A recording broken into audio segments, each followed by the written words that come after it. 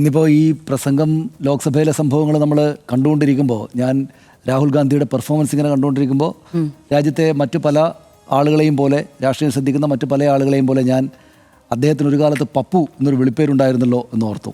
അദ്ദേഹത്തെ BJP-ക്കാർ സംഘപരിവാര രാഷ്ട്രീയത്തിൽപ്പെട്ട ആളുകൾ അദ്ദേഹത്തിൻ്റെ എതിർപക്ഷത്തിലെ ആളുകൾ എല്ലായ്പ്പോഴും വിളിച്ച് കളിയാക്കിയിരുന്നൊരു പേരാണ് പപ്പു എന്ന് ഓർമ്മയുണ്ടല്ലോ. ഓർമ്മയൊന്നും പോകാറായിട്ടില്ല, പക്ഷേ ഇപ്പോൾ അവരങ്ങനെ വിളിക്കാറില്ല. ഇപ്പോൾ കുറേ ആയിട്ട് രാഹുൽ ഗാന്ധിയെ പപ്പു എന്ന് വിളിക്കാറുമില്ല. അങ്ങനെ വിളിച്ചാൽ യേശുന്ന നില മാറുകയും ചെയ്തു.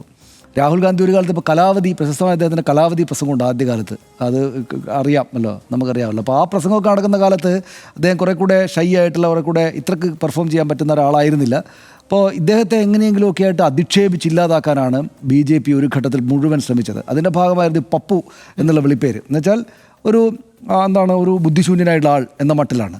ഇന്നിപ്പോൾ അദ്ദേഹം അതേ കാർഡ് എടുത്തിട്ട് തിരിച്ചു വെച്ച് കൊടുത്തു. നമ്മൾ കണ്ടില്ലേ, ഇഡിയറ്റ് എന്നൊരു വിളി അദ്ദേഹം ഉയർത്തി. ഇഡിയറ്റ് ആരാണ്? അതായത് ചില ഇഡിയറ്റുകൾ സ്വയം ദൈവം എന്ന് വിചാരിക്കുകയാണെന്ന് പറയുമ്പോൾ പേരൊന്നും പറഞ്ഞില്ലെങ്കിലും കൃത്യമായിട്ട് എങ്ങോട്ടാ ചെന്ന് കൊള്ളുന്നതെന്ന് എല്ലാവർക്കും മനസ്സിലായി. അതായത് രാജഗുരു, പിന്നെന്താണ്, അങ്ങനെയൊക്കെയല്ലേ, വിശ്വഗുരു എന്നൊക്കെയല്ലേ വിളിക്കുന്നത്. അപ്പോൾ അങ്ങനെ വിശ്വഗുരു എന്നൊക്കെ വിളിക്കുന്ന പ്രധാനമന്ത്രി നരേന്ദ്രമോദിയെ തന്നെയാണ് ഇഡിയറ്റ് എന്ന ഒരല്പം അൺപാർലമെൻ്ററി എന്ന് തന്നെ പറയാവുന്ന ഒരു പ്രയോഗം കൊണ്ട് രാഹുൽ ഗാന്ധി വിശേഷിപ്പിച്ചത്, പേര് പറഞ്ഞില്ലെങ്കിലും എന്ന് കേട്ട മുഴുവൻ ആളുകൾക്ക് മനസ്സിലായി. അപ്പോൾ ഒരു കാലത്ത് പപ്പു എന്ന് പ്രചണ്ഡമായിട്ട് ഇവരെല്ലാവരും കൂടെ വിളിച്ച് അധിക്ഷേപിച്ച് ചെറുതാക്കി കാണിക്കാൻ ശ്രമിച്ചിരുന്ന രാഹുൽ ഗാന്ധി ഈ രാജ്യത്തെയും ലോകത്തെയും തന്നെ ഏറ്റവും വലിയ നേതാക്കളിൽ, രാജ്യത്തെ ഏറ്റവും വലിയ നേതാവ്, ഏറ്റവും വലിയ ഭരണഘടനാ പദവി ഇരിക്കുന്ന ആളാണല്ലോ, ലോകത്തെ തന്നെ പ്രധാനപ്പെട്ട നേതാക്കളിൽ ഒരാളായിട്ടുള്ള നരേന്ദ്രമോദിയെ ഇഡിയറ്റ് എന്ന് പരോക്ഷമായിട്ടാണെങ്കിലും വിളിക്കാൻ പ്രാപ്തി നേടിയിരിക്കുന്നു എന്ന ഒരു രാഷ്ട്രീയ ചരിത്രത്തിലെ കൗതുകമായൊരു സാഹചര്യത്തിന് നമ്മൾ സാക്ഷ്യം വഹിച്ചു എന്നതാണ് ഇന്നത്തെ ഒരു പ്രധാനപ്പെട്ട കാര്യമായിട്ട് ഞാൻ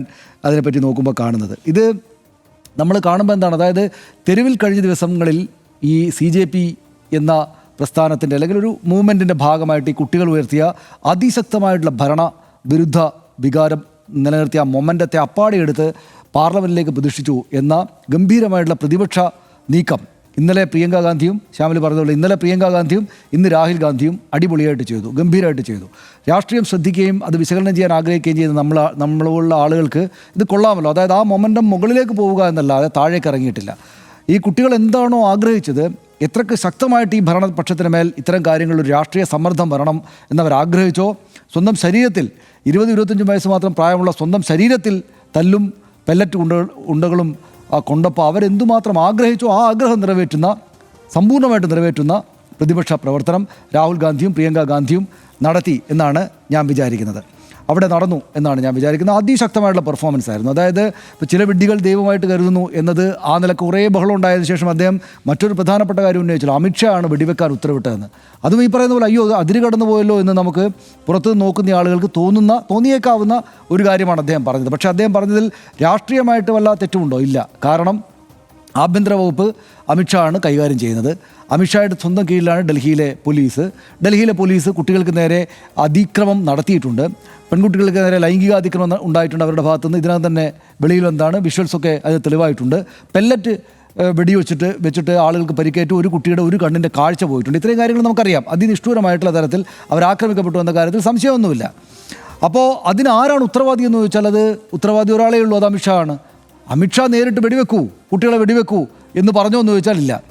അവിടെ വെടിവെപ്പ് ഉണ്ടായിട്ടില്ല എന്ന് ജിതേന്ദ്ര പ്രസാദ് പറഞ്ഞു അവിടെ. കാരണം വെടിവെപ്പ് എന്ന നിലക്ക് ഈ സാധാരണ ബുള്ളറ്റ് വെച്ചുള്ള വെടിവെപ്പ് ഉണ്ടായില്ല. പക്ഷേ അതും ആ അർത്ഥത്തിൽ തെറ്റല്ലേ? പക്ഷേ രാഷ്ട്രീയമായിട്ട് ശരിയാണ്. കാരണം അവിടെ നടന്ന അതിക്രമങ്ങളിൽ പെല്ലറ്റ് ഉണ്ടകൾ കുട്ടികളുടെ ശരീരത്തിന് മേൽ വീണു.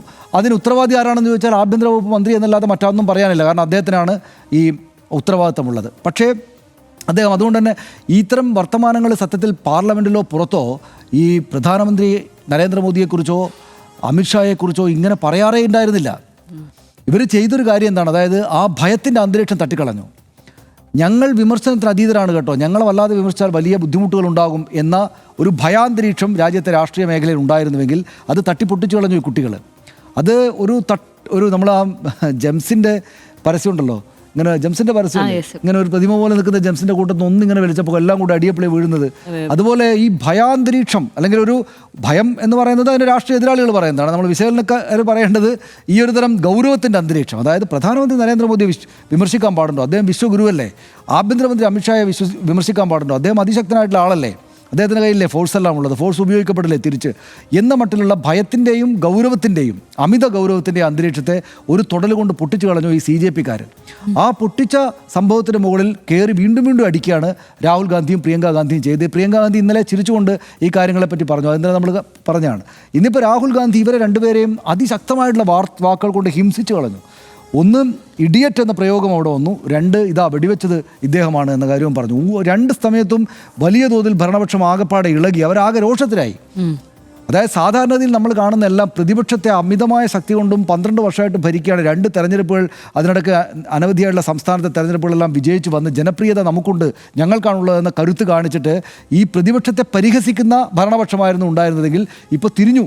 പ്രതിപക്ഷം അതിനിശ്ചിതമായിട്ട് പരിഹസിക്കുകയും എതിർക്കുകയും ചെയ്യുകയാണ്. ഭരണപക്ഷം രോഷത്തിലായിരിക്കുകയാണ്. കിരൺ റിജിജു എന്നും സംസാരിക്കുമ്പോൾ ഇപ്പുറത്ത് രാജ്നാഥ് സിംഗ് ഇരിക്കുന്നുണ്ട്, അദ്ദേഹം മുഴുവനായിട്ട് കേൾക്കുകയാണ്.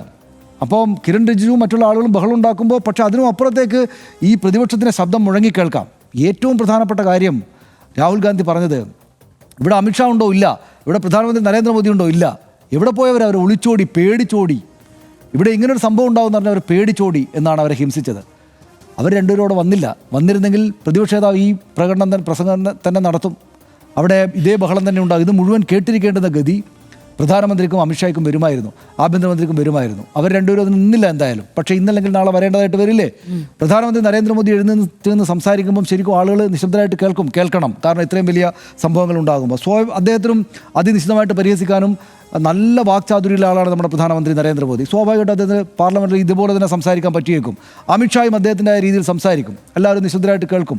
അപ്പോൾ ഭരണപക്ഷത്തുള്ള ആളുകൾക്ക് ഊർജ്ജം കിട്ടുകയും പ്രതിപക്ഷത്തെ വിമർശിക്കുകയൊക്കെ ചെയ്യും. പക്ഷേ ഇതുപോലൊരു സംഭവം നടന്നതിന് പിന്നാലെ ആകുമ്പോൾ അവിടെ ഒരുപാട് ലൂപ്പ് ഹോൾസ് ഉണ്ടാകും, ഒരുപാട് എതിർക്കാനുള്ള സംഗതികളുണ്ട്. അപ്പോൾ പ്രതിപക്ഷത്തിൻ്റെ കയ്യിലാണ് ഇപ്പോൾ പാർലമെൻറ്റിൻ്റെ കൂടുതൽ കരുത്തുള്ളത് എന്ന് നമുക്കൊരു തോന്നലുണ്ടാകുന്നതിന് ഉറപ്പിക്കുന്ന കാര്യമാണ് ഇന്നിപ്പോൾ രാഹുൽ ഗാന്ധി ചെയ്തത്. രാഹുൽ ഗാന്ധിക്ക് പ്രധാനമന്ത്രിയാകാത്തതിലുള്ള ബുദ്ധിമുട്ടാണ് എന്നൊക്കെ അദ്ദേഹം പറയുന്നുണ്ടെങ്കിൽ, ജിതേന്ദ്ര പ്രസാദിനെ പോലുള്ള ആളുകൾ പറയുന്നതൊക്കെ ഉണ്ടെങ്കിലും അതൊന്നും ദുർബലമായ വാദങ്ങൾ മാത്രമായിട്ട് ഇദ്ദേഹത്തിൻ്റെ പെർഫോമൻസിന് മുന്നിൽ താഴേക്ക് വീണു പോകുന്നതാണ് നമ്മൾ കാണുന്നത്. കാരണം ഇത്രയും വലിയൊരു സംഭവം ഇപ്പുറത്തേക്ക് നടന്നിട്ടുണ്ട് എന്നതുകൊണ്ട്.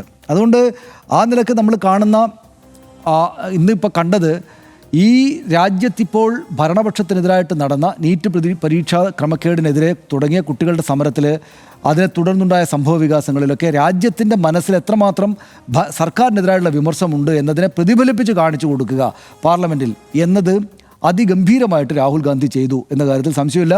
ഇന്നലെ അത് പ്രിയങ്ക ഗാന്ധി അതിഗംഭീരമായിട്ട് ചെയ്തിരുന്നു, ഇന്ന് രാഹുൽ ഗാന്ധി അത് ചെയ്തു. ഇത് എല്ലാം ചെന്ന് കൊള്ളുന്നത് ഇന്നിപ്പം അദ്ദേഹം ഉപയോഗിച്ച ഫോട്ടോ, വാർത്താ സമ്മേളനത്തിൽ അദ്ദേഹം ഉപയോഗിച്ച ഫോട്ടോ, അമിത്ഷായുടെ ഫോട്ടോ, ആ സെലക്ഷനിൽ തന്നെയും രാഷ്ട്രീയമായിട്ടൊരു പ്രാധാന്യമുണ്ടെന്ന് ഞാൻ വിചാരിക്കുന്നു. അമിത്ഷായുടെ ഫോട്ടോ പഴയതാണ്. സോഹ്റാബുദ്ദീൻ ഷെയ്ഖ് കാലത്തോ സംഭവങ്ങളൊക്കെ നടക്കുന്ന കാലത്ത്, ഗുജറാത്തിലെ വിവാദമായ സംഭവകാലത്തുള്ള താരതമ്യേന ചെറുപ്പക്കാരനായിട്ടുള്ള അമിത്ഷായുടെ ഫോട്ടോ ആണ് അദ്ദേഹത്തിൻ്റെ വാർത്താ സമ്മേളനത്തിൽ പിന്നിൽ ഉപയോഗിച്ചത്. പക്ഷേ നരേന്ദ്രമോദിയുടേത് കഴിഞ്ഞ ദിവസം ഈ നമ്മുടെ ഈ ഇൻസ്റ്റാഗ്രാമിൽ അദ്ദേഹം തന്നെ ഇട്ട സെൽഫി വീഡിയോയിലാണ്. അപ്പോൾ എന്തിനാണ് അങ്ങനെ എടുക്കുന്നത്? അമിത്ഷായെയും അങ്ങനെയാണെങ്കിൽ പുതിയ ഫോട്ടോ തന്നെ എടുത്താൽ പോരെ. അപ്പോൾ ഇന്നലെ പ്രിയങ്ക ഗാന്ധി പാർലമെൻറ്റിൽ ഈ ഗുജറാത്ത് സംഭവങ്ങളെയാണ് ഓർമ്മിപ്പിച്ചത്, ബിൽക്കീസ് ബാനു കേസിനെയാണ് ഓർമ്മിപ്പിച്ചത്. ബിൽക്കീസ് ബാനു കേസിൽ ധർമ്മേന്ദ്ര പ്രധാൻ എന്ത് വർത്തമാനമാണ് പറഞ്ഞത് നിങ്ങൾക്ക് ഓർമ്മയില്ലേ എന്ന് പറഞ്ഞ് നിശിതമായിട്ട് വിമർശിക്കുക ചെയ്തത്. എന്നുവെച്ചാൽ ഈ രാഷ്ട്രീയ ഭരണപക്ഷത്തിൻ്റെ എന്നുവെച്ചാൽ BJPയുടെ പക്ഷത്തിൻ്റെ മേലുള്ള ഉയർന്നു വരേണ്ടുന്ന, ഇപ്പോൾ 25-30 വയസ്സുള്ള, 25-18 ഒക്കെ വയസ്സുള്ള കുട്ടികളിൽ ഉണർത്തിയെടുക്കേണ്ടുന്ന BJP എന്താണ് എന്ന് ഇവർ പറയാൻ ആഗ്രഹിക്കുന്ന സംഗതികളെയാണ് ഇവരെടുത്ത് മുന്നോട്ട് വെക്കുന്നത്. ഇന്നലെ പ്രിയങ്ക ഗാന്ധി ആ പരാമർശത്തിലൂടെ ചെയ്ത അതാണെങ്കിൽ ഇന്ന് ഫോട്ടോ സെലക്ഷനിലൂടെ അദ്ദേഹം ഇത് ചെയ്തു എന്ന് ഞാൻ വിചാരിക്കുന്നു. എന്ന് വെച്ചാൽ ഒരു ശരിയായിട്ടുള്ള രാഷ്ട്രീയമായിട്ട് അതിനെ എങ്ങനെ ഇവർ എതിർക്കും ഭരണപക്ഷം നമുക്കറിയില്ല. പക്ഷേ വളരെ കൃത്യമായിട്ട് രാഷ്ട്രീയ ആലോചനകളിലൂടെയാണ് പ്രതിപക്ഷം പോകുന്നത് എന്ന കാര്യത്തിൽ എനിക്ക് സംശയമൊന്നുമില്ല. ഇപ്പോൾ CJPയുടെ പേര് ഇവർ പറയുന്നില്ല, CJP എന്നുള്ള സമരത്തിനെ അക്കോമഡേറ്റ് ചെയ്യുന്നില്ല എന്ന കാര്യങ്ങളൊക്കെ വിമർശം എനിക്ക് രാഹുൽ ഗാന്ധിയോടും പിന്നെ ഈ പ്രതിപക്ഷത്തോടും പ്രത്യേകിച്ച് കോൺഗ്രസിനോടൊക്കെ തോന്നിയെങ്കിലും കോൺഗ്രസ് ഇന്ന് പിന്നെ ഈ കാര്യത്തിൽ, അതായത് ഇവർ ഉണർത്തിവിട്ട, CJPയും ചെറുപ്പക്കാരും ഉണർത്തിവിട്ട ഈ ഭരണപക്ഷ വിമർശത്തിൻ്റെ ഈ കനത്തെ കൂടുതലാക്കി ആംപ്ലിഫൈ ചെയ്ത് പാർലമെൻറ്റിൽ അവതരിപ്പിക്കുക എന്നതാണ് തങ്ങളുടെ ദൗത്യം എന്നത് മനസ്സിലാക്കുകയും അതിനനുസരിച്ച് പ്രവർത്തിക്കുകയും ചെയ്ത രാഹുൽ ഗാന്ധിയും പ്രിയങ്ക ഗാന്ധിയാണ് നമ്മൾ 2 ദിവസങ്ങളായിട്ട് കാണുന്നത്. ഇന്നത്തെ പാർലമെൻറ്റ് ശരിക്കും രാഹുൽ ഗാന്ധി എന്ന് പറയുന്ന രാഷ്ട്രീയ നേതാവ് എത്രമാത്രം കരുത്തനാണ്, എത്രമാത്രം കാര്യങ്ങൾ പെർഫോം ചെയ്യാൻ അദ്ദേഹത്തിന് സാധിക്കുമെന്നതും ഇനി അങ്ങോട്ടുള്ള ദിവസങ്ങൾ എത്രമാത്രം രാഷ്ട്രീയ സംഘർഷഭരിതമായിരിക്കും എന്ന് മനസ്സിലാക്കി തരുന്നതായിരുന്നു. സ്വാഭാവികമായിട്ടും നാളെ അമിത്ഷായ്ക്ക് സംസാരിക്കേണ്ടതായിട്ട് വരും, നാളെ അല്ലെങ്കിൽ മറ്റന്നാൾ പ്രധാനമന്ത്രിക്ക് വന്ന് സംസാരിക്കേണ്ടതായിട്ട് വരും. അവർക്ക് ഇരുവർക്കും അദ്ദേഹത്തെ സ്പർശിച്ച് അല്ലാതെ കടന്നു പോകാൻ പറ്റില്ല എന്ന് നമ്മൾ കാണണം. മെനഞ്ഞാന്നാണ് 2 ദിവസം മുന്നാണ് പ്രധാനമന്ത്രി അദ്ദേഹത്തിൻ്റെ ഒരു പ്രസംഗത്തിൽ 56 വയസ്സായ ചെറുപ്പക്കാരനെ കുറിച്ചല്ലാണ് ഉദ്ദേശിക്കുന്നതെന്ന് രാഹുൽ ഗാന്ധിയെ പരിഹസിച്ചത്.